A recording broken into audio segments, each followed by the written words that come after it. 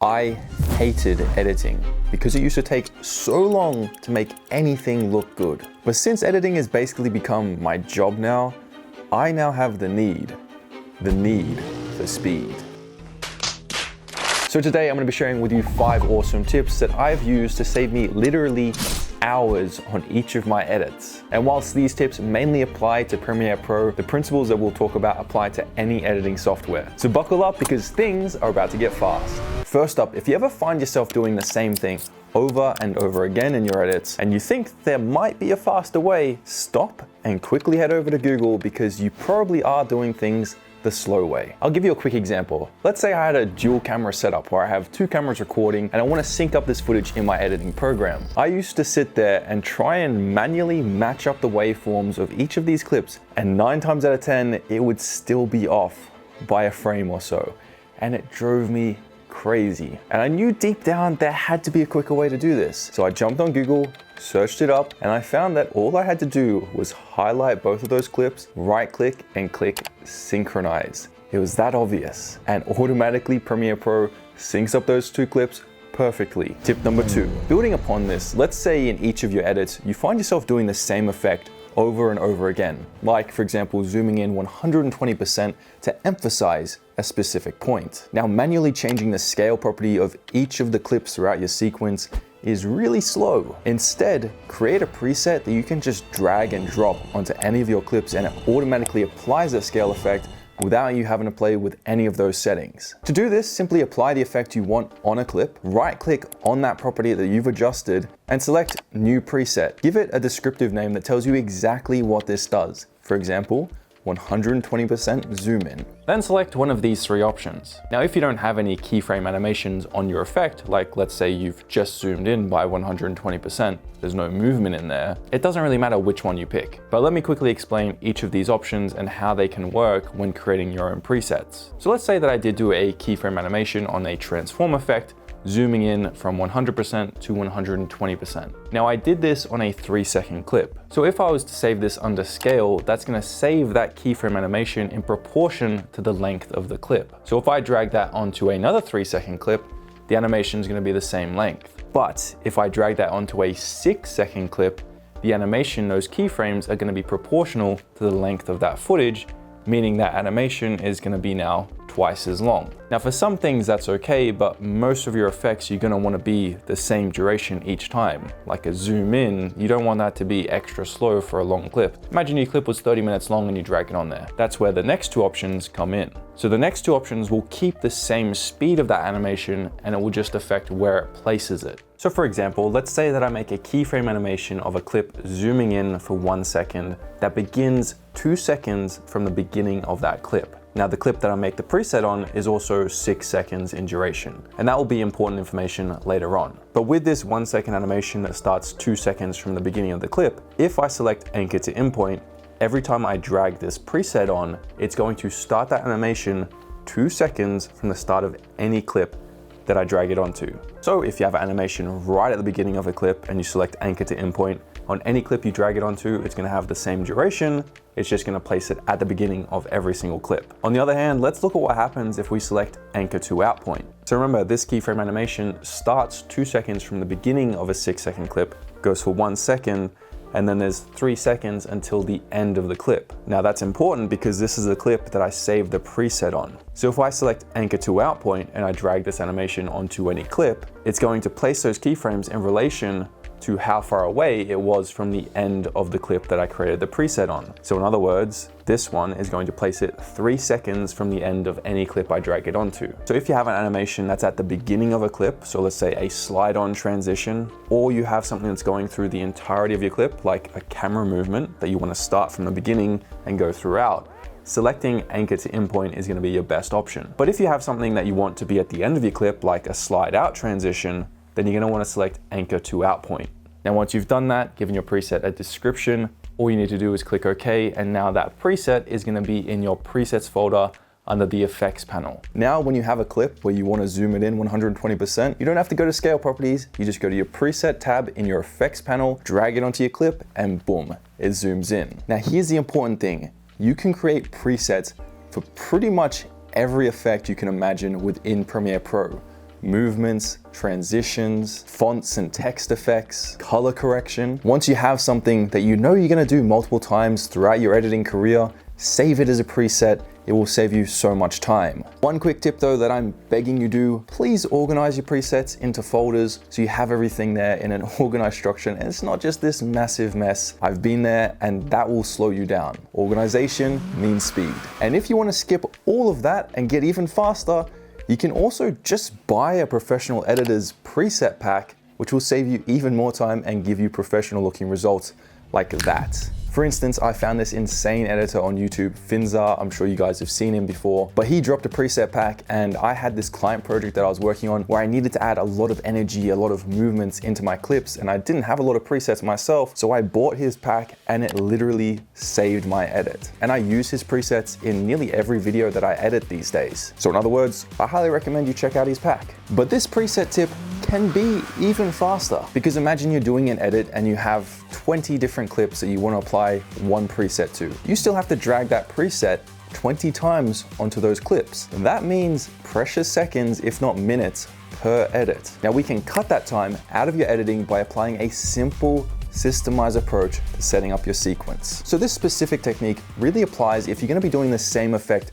throughout your video. So again, zooming in 120% or making your footage black and white for a comedic effect, or even having an extreme close-up on your face. You're gonna do these things multiple times throughout your edit. So all you wanna do is duplicate your main footage source. So holding down Alt and Shift to make sure it stays in the same position, drag it up a layer, and create a duplication for each of the separate effects you want to apply in your video. For instance, I want one for zooming in 120%, I want one for black and white, and I want one for an extreme close-up on my face. So I now have 4 layers and I'll rename them and give them a colored label according to the effect I want to apply to them. So now you have 4 really long clips that you haven't cut up yet. Apply the effect you want to each of those designated layers. And again, you can speed this up by having presets. Once you have your effects on your clips, highlight all the effects layers and then press Shift E. This is going to disable all those layers, so when you're going through your edit, you're not going to see those effects. So now you go through your sequence, and when you want to use one of these effects that you set up, all you need to do is just cut the footage, select that specific layer, and press Shift E. This is then going to re-enable the layer with the effect on it. No more dragging and dropping, just simply cutting. And another quick time-saving clip, if you want to cut through all of those layers, so let's say you have 5 or even more layers of footage and audio, all you have to do is hold down Shift while you make a cut, and it's going to cut through everything. And this systematic approach to editing, which I learned from KSI's editor, Mo Saeed, saves me a ton of time on each of my edits, especially client projects. And there's even more time to save. Although this next tip, not everyone is in a position to do straight away. But if you are able to upgrade your editing hardware, so I'm talking about your PC, it will save you so much time and essentially pay for itself, because time is money, and if you're spending a lot of time dealing with crashes, slow render time, choppy playback, and just not being able to drag things on in real time, you're gonna be losing time and therefore money. So a couple of years ago, I upgraded from a HP laptop to an Alienware desktop computer, and this thing has saved me so much time when it comes to editing, and I'm also no longer afraid of using After Effects, which is a massive bonus. But again, I'm very lucky and fortunate to be able to afford to do that, but in essence, it has paid for itself. And really, I look at it as a long-term investment into my editing and my channel and just my career in general as an editor. Which is why I recently upgraded to a Mac Studio. And honestly, I cannot believe that this thing is like twice as powerful as my old computer, and it's a fifth of the size. It doesn't make sense to me. But if you want me to do a seriously unfair comparison of this Mac Studio to my Alienware desktop in terms of editing, let me know in the comments down below. I think that'd be a lot of fun.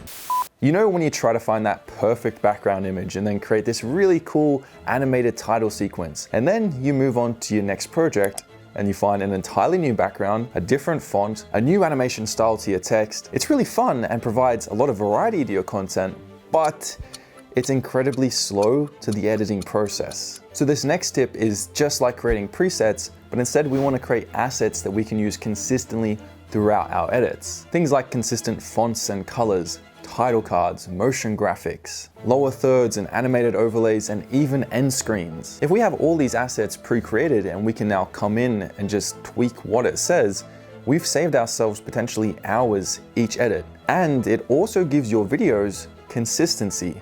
which is a really great tool in building a connection with your audience. If we look at the opposite example, if your style changes each week, which mine frankly kind of has, one style may be really appealing to one person, and then the next week you do a completely different style, which they don't really like, so they don't like your video as much. But if you have a consistent style throughout each of your edits, then they may come to absolutely love every single video that you produce. And this may take a little bit of time to figure out exactly what your style is, but it is well worth it. And one of the main ways that you can save so much time as an editor is by using assets that other people have created for you. Which brings me to the sponsor of today's video, Envato. So for an example of how these guys genuinely saved me time, in one of my recent videos, the Benny Productions Breakdown, I had one section in my script where I was talking about how Benny showcases something with his videos. Now visually, I wanted to have this in like a museum or something where his videos are being showcased. And my original idea was to make this scene from scratch. Get a museum background, some 3D assets, animate it, make it look really cool. So with time running out and me needing to get this video uploaded, I headed over to Envato and searched for art showcase templates. And literally within a couple of minutes, I found this one, which was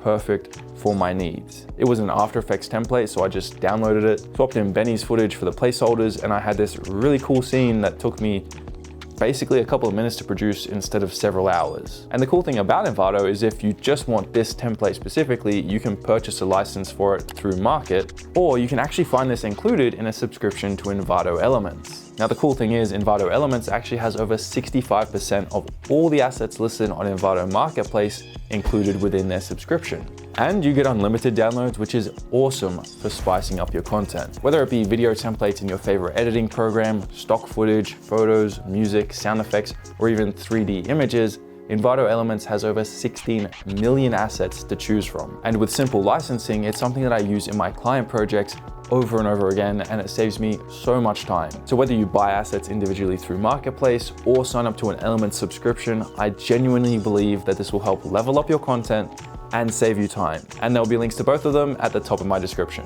But here is the biggest one, the one that will give you speed like a true professional.